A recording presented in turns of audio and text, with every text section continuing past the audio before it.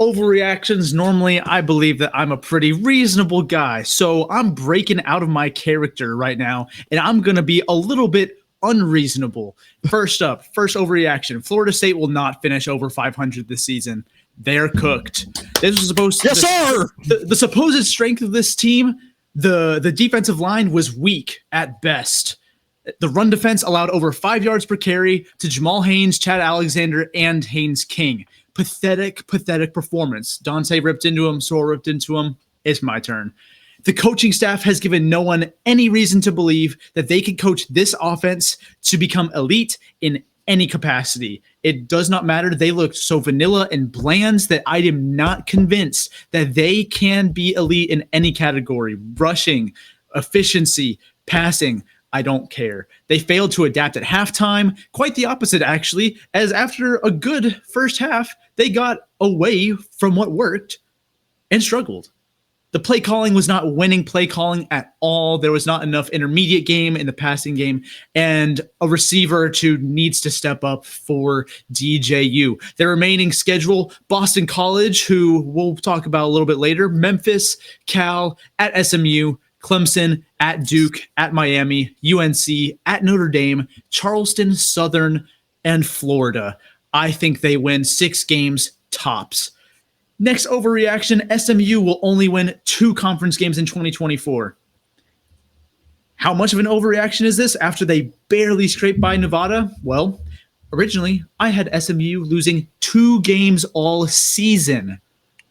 Now, I have them only winning 2 conference games this year. They barely got by a Nevada team who has a new head coach, who has never been a head coach at the FBS level before, and Jeff Choate.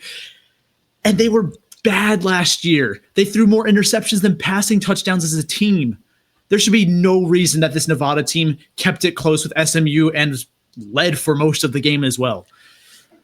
I mean, SMU works the portal really well and just move up to the ACC, so I don't know what to expect from a team that's moving into a Power 4 conference after they laid that stinker against Nevada of all teams. You don't expect these kinds of struggles for a team in a new conference until conference play usually, but I guess SMU's ahead of schedule. After losing their bowl game in 2023 to new ACC foe Boston College, the Ponies aren't carrying much momentum into a tougher conference slate than they're accustomed to. Like I said, I had them losing a grand total of 2 games beforehand. Now I wouldn't be surprised if that total is closer to 7 or 8 losses. Maybe Nevada turns out to be a solid team. I don't know. But that performance really worries me because teams like Florida State, Louisville, Stanford, Duke, Pitt, Boston College, and even Virginia are no Nevada. They are all a better team than that Wolfpack side. And if SMU plays anything like they did last week, they are in a boatload of trouble this season and are going to make us look pretty silly for how high we were on them earlier in the year. And the last overreaction pertains to a certain Wolfpack quarterback, Brandon Lewis, who will leverage his 2024 campaign into a starting job at a Power 4 school. Lewis started his career in Boulder, Colorado. I witnessed his first career snaps in San Antonio, Texas in the Alamo Bowl against the Longhorns. But after the arrival of Coach Sanders and his son, Shedeur, Lewis transferred to Nevada. A pure dual threat quarterback. He struggled though last year.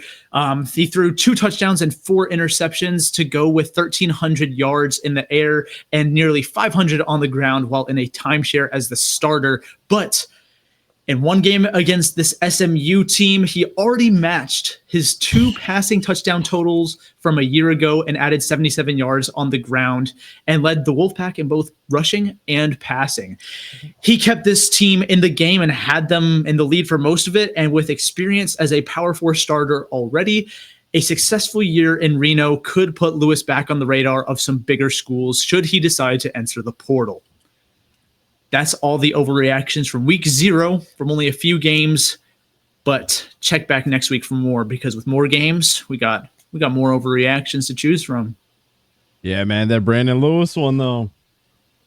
He really only had 77 yards on the ground. Yes, sir. Ground. That's crazy to me.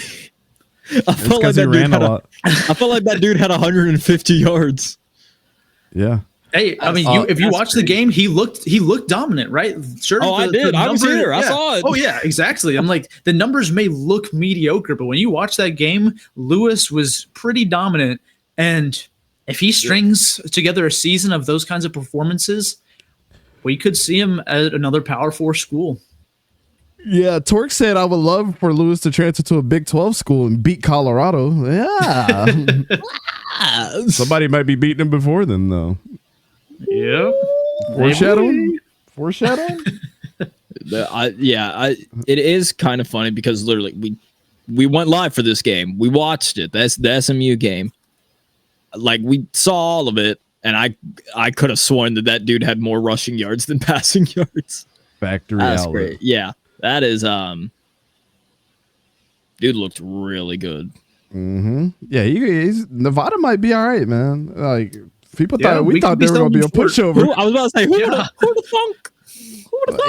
Even Hawaii. Yeah. Mm-hmm. Shoot, me and Khalid gonna be at that same Houston game. I'm scared. I'm scared for the Rainbow Warriors. For SMU though, shout out to RJ Maryland. Mm-hmm. Balla. Yeah. Man, put the team on his back. And don't forget to hit that like and subscribe button and ring the bell notification so you're always notified. All right. Well, the 12th. Oh my god. That's what I'm saying. At this point, like, bro, you just gotta just be you, bro. Just be you, bro.